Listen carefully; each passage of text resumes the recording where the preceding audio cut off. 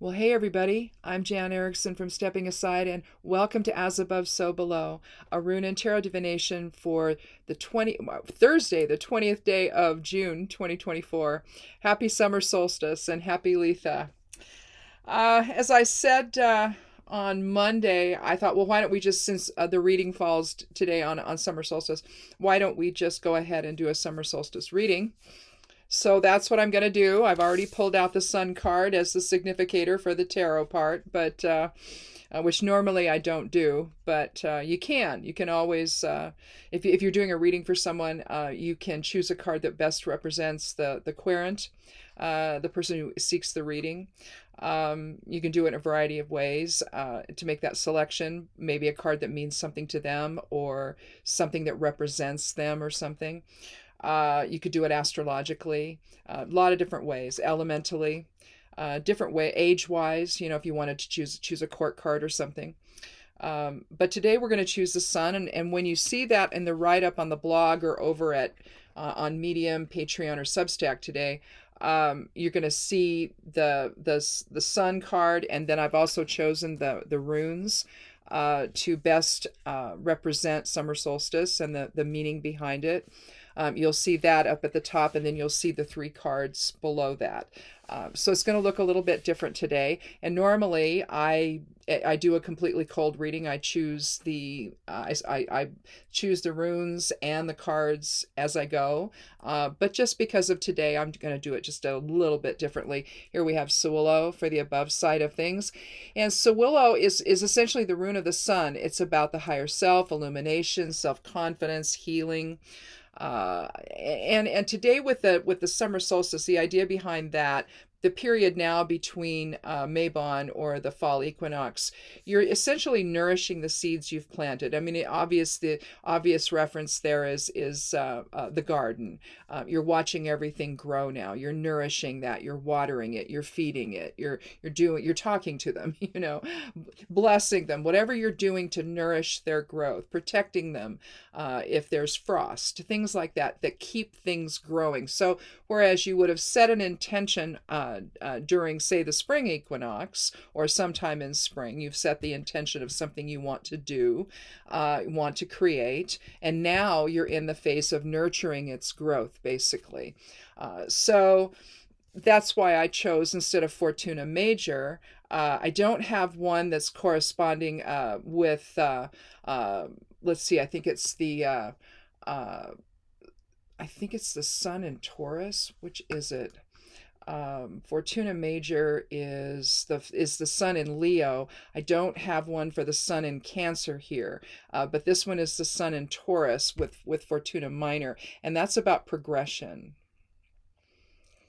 The Taurus people are a little bit more methodical, a little more inertia oriented, and so consequently, I felt that was the probably the most appropriate one here for the below side of things here, or the physical reality side of things, would be Fortuna Minor. Because if you're looking, if over the summertime you're watching things grow, you're watching them progress, and so you're concerned with the details of how that happens. And so that's going to be the significators for today's reading on the summer solstice, which actually doesn't take place here until 1:50 p.m. So it's not quite there yet. At least not here where I am. So anyhow, let's go ahead, and I need to have my thing here so I can write down what the cards are eventually here.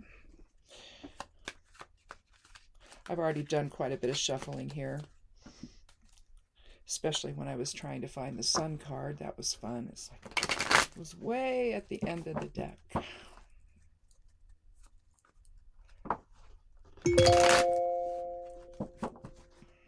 The sun's in Cancer today, by the way. Tomorrow's the full moon. I think it's in Capricorn. So that's going to be some fun energy today and tomorrow, isn't it? So I've cut the deck here, and I'm going to take 3 cards. Well, we have the Emperor, and we have the Ace of Swords and the Four of Swords. I think that I'm going to put the Emperor first, um,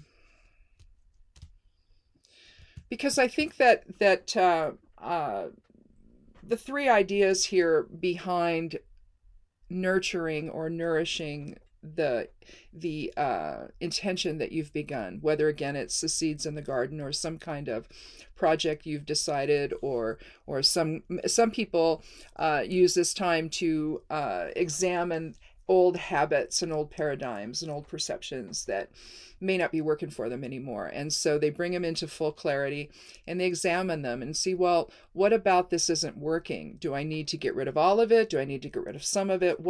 How do I need to tweak it a little bit? What do I need to do? And again, if it's a project that you're working on, say at work or something, then you are going to want to pay attention to the details of that over the coming months here as we close out this phase in September during the equinox, the fall equinox. But here we have, I've got two fours on either side, so that's sort of encapsulating the Ace of Swords. The Ace of Swords basically comprises all of all the messages that the small cards will give in the minor arcana 2 through 10. It encapsulates all of that energy. But here you see again with all ace cards in the Rider-Waite, you'll see a hand reaching out from a cloud, the unseen hand of spirit. You can see the energy radiating off the hand. You see a sword totally upright, pointing to spirit or to heaven. You see a palm frond on one side, an olive branch, if you will, on the other side of the crown, hanging onto the crown, just sort of put there. The crown sometimes represents victory, sometimes it represents the kings, sometimes it also represents spirit, though, and it's basically piercing the sword of truth, piercing higher awareness, interacting with that, drawing it down into physical reality, basically. And swords is the air element. It's about our intellect. It's about communication, balance, justice, truth, deception, all of that. And so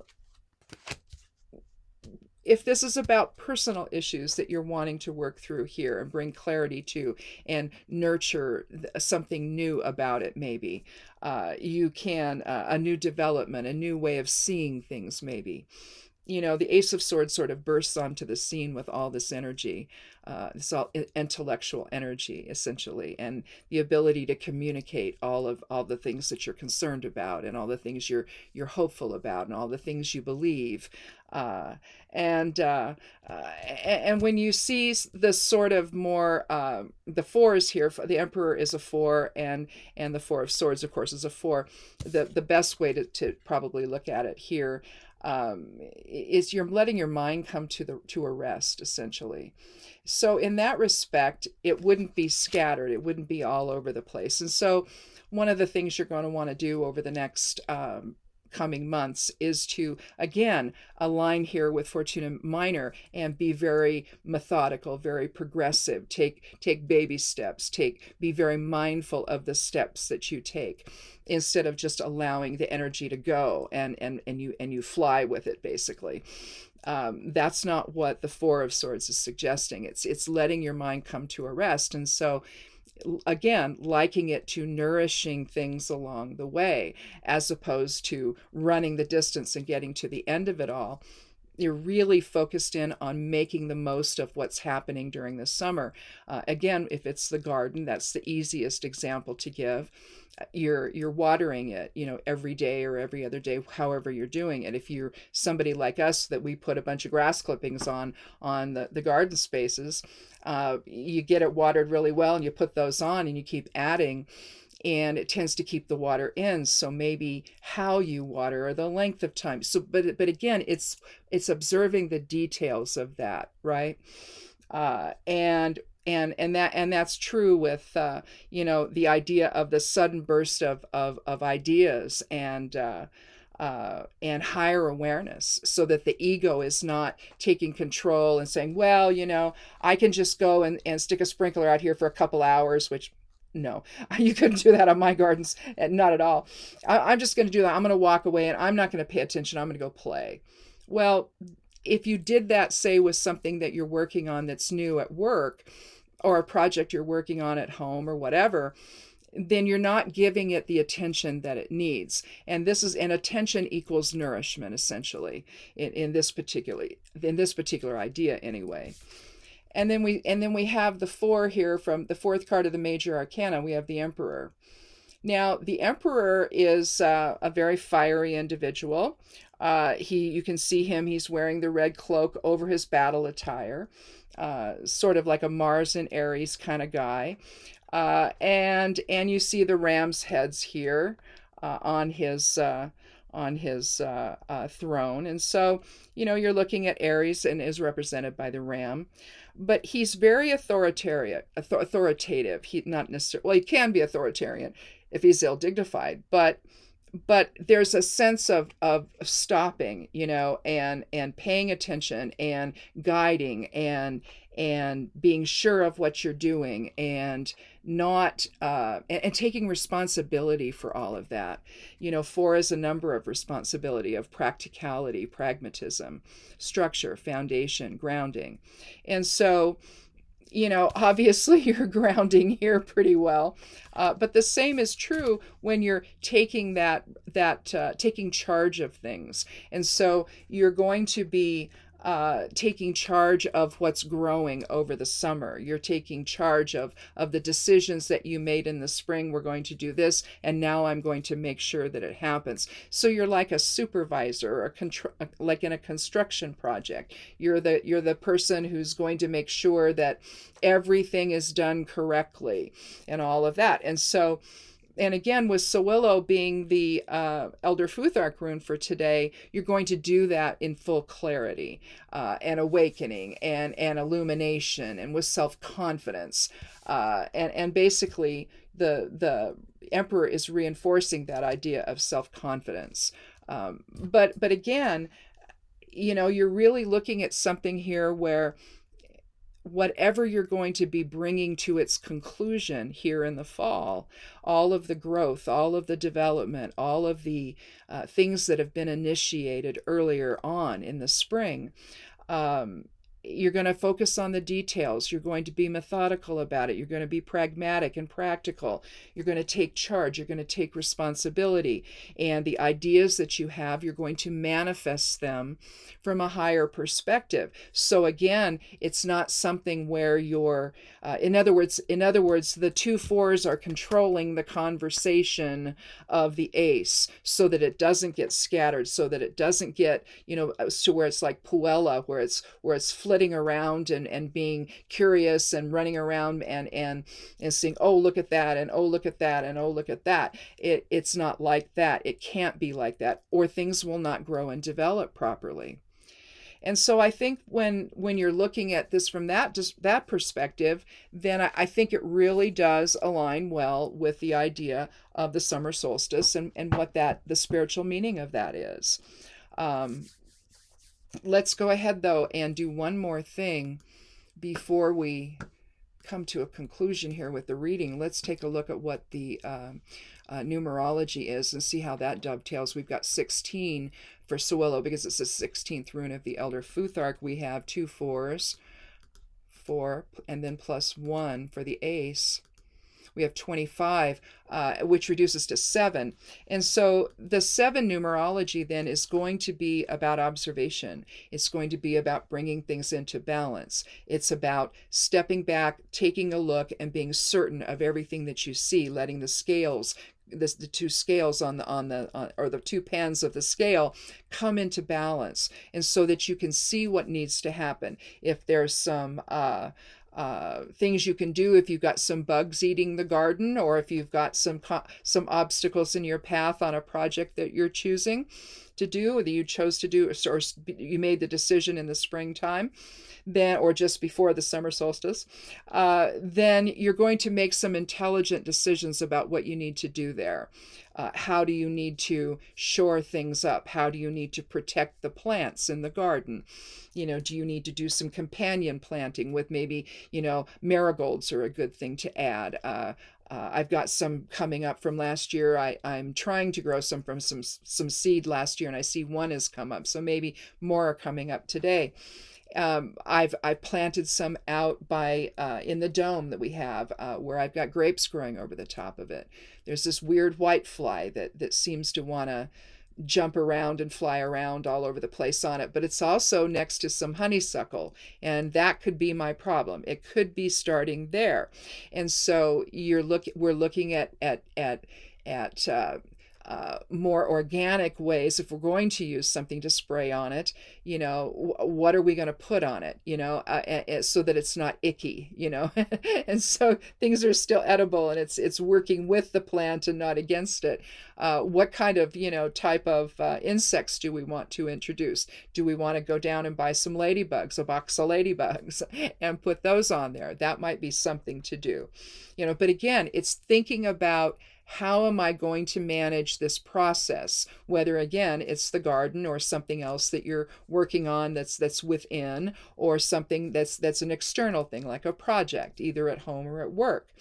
How am I going to manage this process? It's almost like I could have included Rado here as one of the Elder Futhark runes for this reading, because again, that's all about the integration. That's about rider and horse. So the process over the goal that you take. How are you going to get there? How are you going to maneuver the horse in the way that the horse will take you where you want to go, essentially?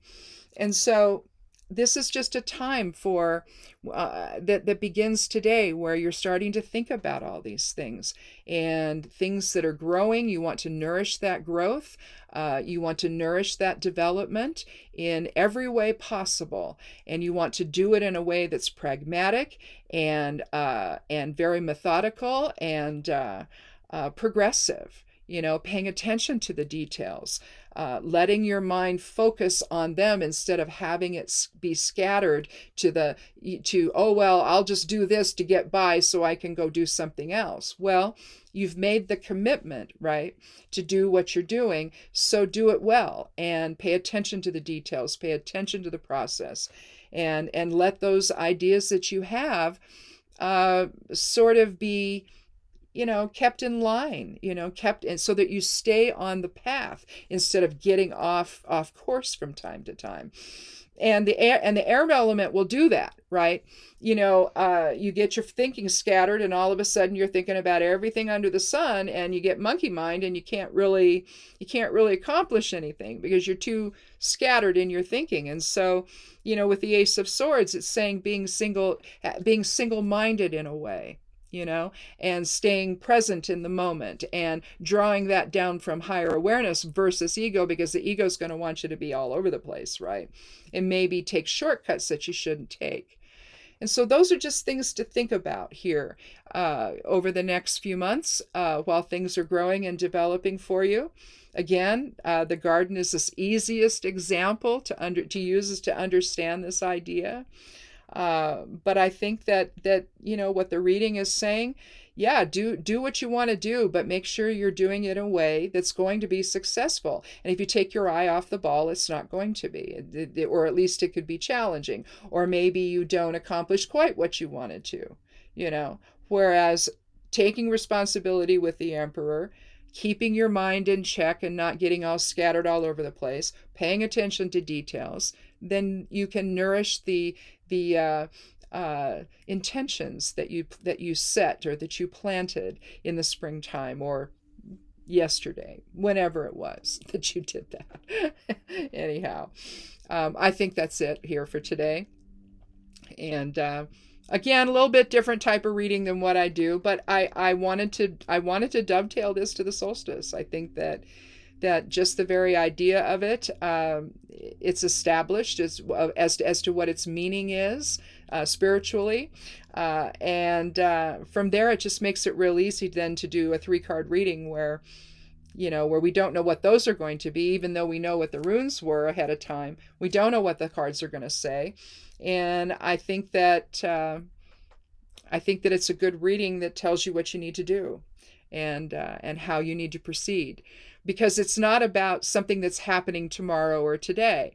This is the seeds that you've planted, and now you're watching them grow and nourishing that growth. So, and I think that in this particular way, doing it in balance, making sure you observe and know what's going on so that you can respond to things that might crop up that might throw you off your course a little bit, like when you see the cabbage moths flying around your coal plants, you're like, oh, get out the floating row cover, or maybe you spray them with BT or something, or maybe with spinosad. We've tried that, and that works too.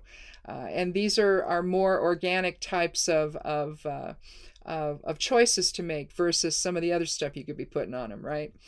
Insecticidal soaps work great. Neem oil works great, for things, again, more organic than otherwise, right? And than what my parents might have sprayed on things, back in the day when these sorts of things weren't considered.